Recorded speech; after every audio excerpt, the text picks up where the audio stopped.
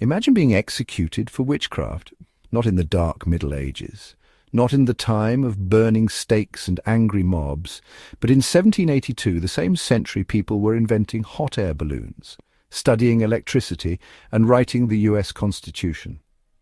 That's the irony of Anna Göldi's story. She's remembered as Europe's last witch, even though she was really the victim of gossip, power games, and superstition. Picture this. You're a maid, working hard, trying to survive, and suddenly your boss accuses you of sticking pins inside his daughter's milk. Not metaphorical pins, actual metal pins. And instead of saying, "That's nonsense," the local court goes, "Yes, clearly witchcraft." It's like if someone in 2025 got blamed for hacking their neighbour's fridge with black magic. Anna's case wasn't just cruel, it was embarrassing for a Europe that claimed to be in the age of reason. Today, her story has become a warning. How fear and power can destroy truth. Let's dive in. Welcome to Infinitia, Verity, where history isn't just dates and dusty books, it's full of drama, irony, and wild human mistakes.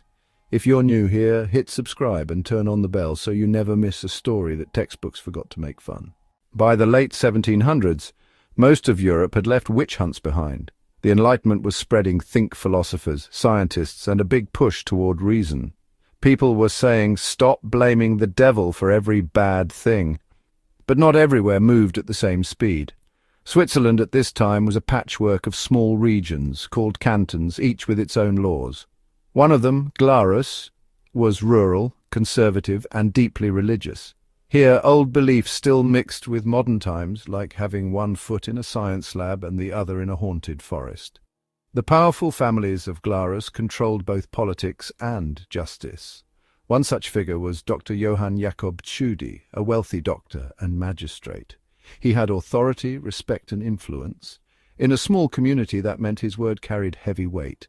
Now, into this world came Anna Göldi. She was born poor in 1734, worked as a servant, and had lived a hard life full of loss. But like many maids, her survival depended on wealthy employers. One of those employers was Dr. Tschudi. So, when strange things started happening in his house, Anna became the easiest target. And in a society where class and gender mattered more than fairness, a servant woman had almost no defense. Imagine a schoolyard. Rich kids are the bullies, teachers are on their side, and the maid Anna is the kid nobody protects. That was Glarus. Anna's early life set her up for suspicion.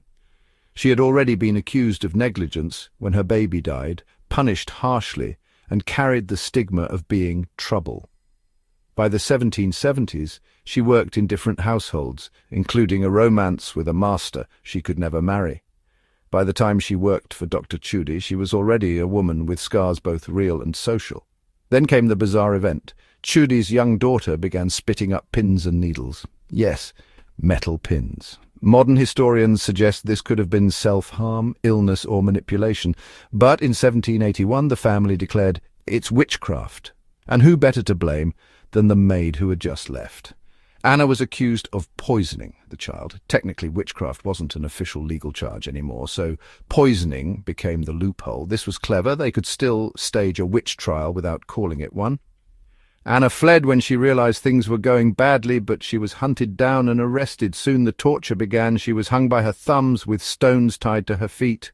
Under agony, she confessed that the devil disguised as a black dog had visited her. She later retracted, but torture has a way of getting the answers people want. The court didn't care about truth, it cared about a performance. The trial papers avoided the word witch, but everyone knew that's what this was. The judges acted as if they were in the Middle Ages, while the rest of Europe was moving forward. Imagine the courtroom like a bad soap opera. Dr. Tschudi, both doctor and judge, claimed his daughter's illness was Anna's curse. Judges nodded along. No scientific tests, no second opinions, just superstition dressed up as justice. In reality, some historians believe Anna may have had a secret relationship with Tschudi himself. If true, this trial might have been less about pins in milk and more about silencing a woman who knew too much. The verdict was already written before the trial began. Anna was declared guilty of poisoning and sentenced to death. Burning witches was out of fashion by then, so they chose a sword considered cleaner and more respectable. On June 13, 1782, Anna Göldi, age 48, was led to the scaffold. Her head was cut off by sword. The court then destroyed the records to hide their guilt. But news spread. People across Switzerland and Europe were shocked. In a so-called enlightened century, they had staged a medieval witch trial. Even back then, critics called it judicial murder. Writers and thinkers mocked Glarus for behaving like a backwater village trapped in fear. Anna's death became infamous not because she was special to the elite, but because her killing showed how superstition and abuse of power could still win in an age of supposed progress. For centuries, Anna was remembered in whispers as the last witch, but her case kept troubling historians. In 2007, the canton of Glarus officially admitted that the trial had been a miscarriage of justice. A year later, the Swiss parliament also declared Anna innocent. After 226 years, her name was cleared. In 2014, a memorial with 2 eternal lamps was placed at the courthouse in Glarus light that never goes out, to remind people of the darkness of her trial. In 2017, the Anna Göldi Museum opened, dedicated to her story and to human rights issues today. Anna, once a symbol of fear, became a symbol of justice and dignity. Her story warns us that when fear and power combine, reason and fairness can disappear even in so-called enlightened times. And that's how Anna Göldi, an ordinary maid, became Europe's last witch. Not because she flew on a broomstick or cast spells, but because she lived in a world where the weak could be crushed by the powerful and superstition still trumped truth. Her trial was absurd, cruel, and shameful, but also unforgettable. It reminds us that progress isn't guaranteed. Even in an age of reason, people can still act irrationally when fear takes over. So next time you spill milk or find a pin in your kitchen, don't blame the maid or the devil. Remember Anna Göldi, and remember how easily justice can lose its way. And that was the story of Anna Göldi, Switzerland's so-called last witch. What do you think? Was she a victim of superstition or of politics? Drop your thoughts in the comments. I read them all. Don't forget to like, share, and subscribe for more unbelievable true stories. Until next time, this is Infinitia Verity, turning history's whispers into today's conversations.